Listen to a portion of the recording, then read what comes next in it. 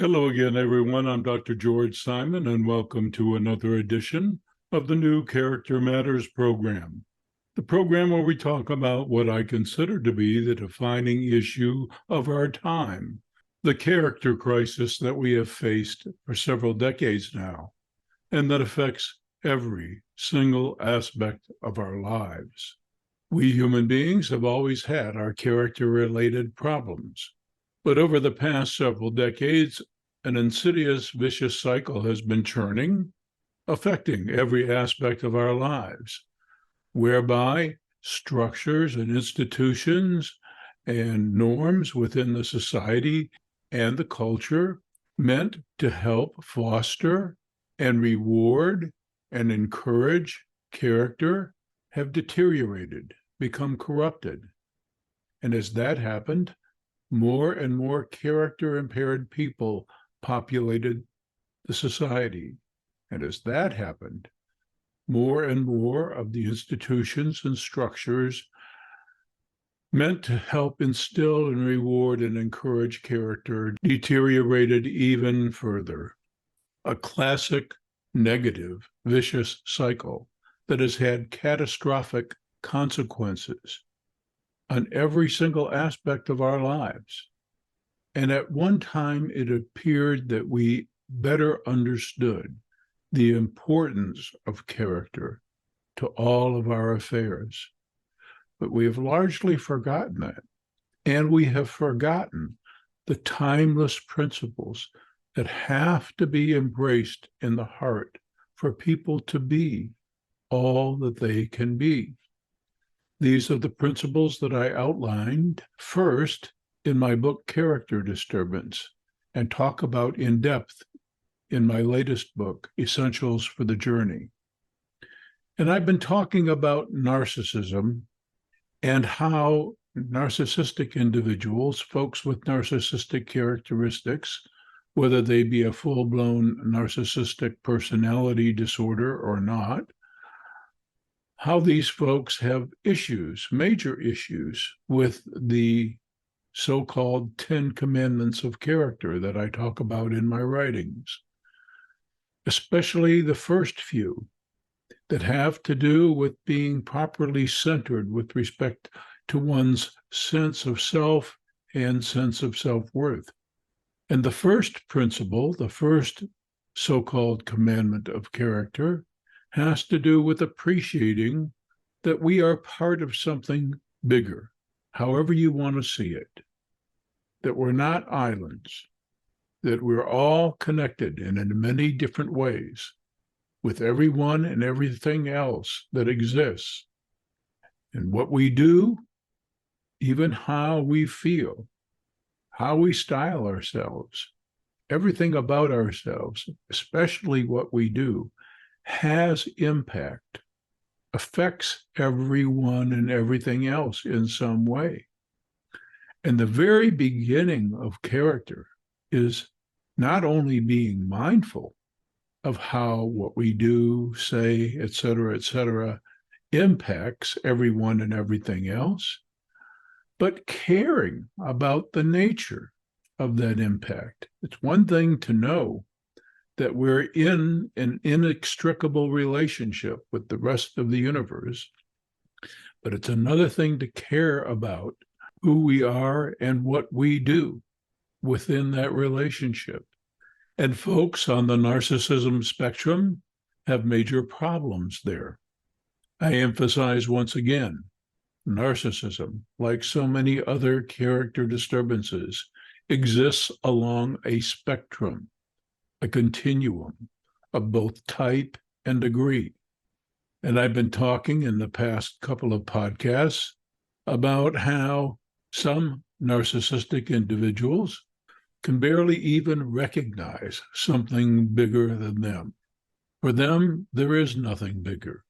Their egos are so bent out of shape that they can't appreciate that they're but a small part in a very, very vast, almost incomprehensible reality. But worse, some narcissists not only don't recognize a higher power, so to speak, or a bigger picture, but they don't care to either recognize or care about or appreciate the nature of their impact. They are so self-centered, so egocentric, that for them nothing in the world exists except them and their desires. Everything else that is exists for their purposes and their pleasure. They tend to objectify everything around them and to regard everything around them as at their service. And that's the beginnings of the problem that the second commandment of character is meant to address. That second commandment has to do with overcoming any sense of entitlement for this great gift that is life, this fantastic, unearned gift of life. You can say what you want about it. I don't care what perspective you come from, whether you come from a strictly scientific or a materialistic perspective, or you come from some spiritual perspective. The one thing that you'd have to admit is that each one of us, is not personally responsible for our existence. We did not fashion ourselves. We did not ask to be here. We did not create ourselves or any other part of this universe. You might consider it a mere happenstance, but in any case, it is a totally unearned reality.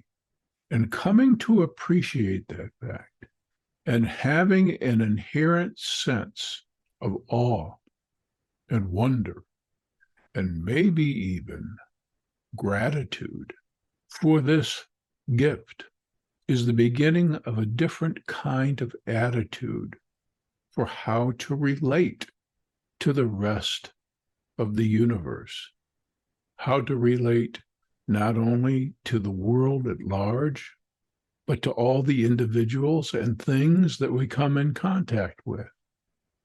It all starts with that awe and reverence and a deep sense of gratitude, a sense of indebtedness.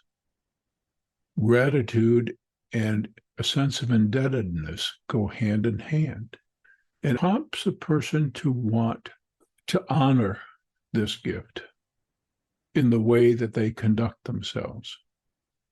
Now, the entitled among us are the takers, and they have no qualms about taking what they want without regard to impact. And they have no qualms about using and or abusing or exploiting any opportunity to gratify themselves, usually at someone else's expense. And this age of overwhelming, unbelievable, unprecedented entitlement has made it more difficult than ever for individuals to outgrow their infantile egocentricity and sense of entitlement. And you see it everywhere in a whole variety of things. It's so pervasive. There comes a time in any culture when things are so far off course where it becomes virtually impossible to gauge how far off course you've become, because there's no center anymore. And this is where we are. Make no mistake. The world is a powder keg, and for good reason. And it can only change for the positive the way things got the way they are. Slowly, incrementally, one heart at a time, beginning with our own. This age of entitlement has to come to a close. Nature is screaming at us in many ways that we can't persist with this sense of doing whatever we feel like doing, regardless of the impact. That cannot stand. All systems have self-correcting mechanisms within them. And the same is true for the great system of life. We will either change willingly, or some incredibly painful times will be thrust upon us. Actually, I think that they have already significantly begun to be thrust upon us. But we can and we must turn things around, which is the reason for everything that I have written, especially this most recent work, Essentials for the Journey.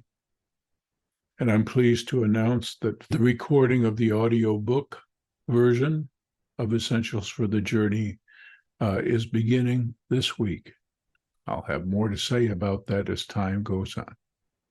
And I'll have more to say about the scourge of our age, narcissism, and the role the 10 commandments of character, the time-tested, proven principles of good character play in addressing our inherent narcissistic tendencies so that we can become all that we were truly meant to be and are capable of being, one step at a time, through the conversion of our hearts, by embracing the timeless principles that can make of us more than egocentric, selfish, entitled individuals, and bring us to greater awareness, not just for the good of others and for the world at large, but for our own emotional, psychological, and spiritual health as well.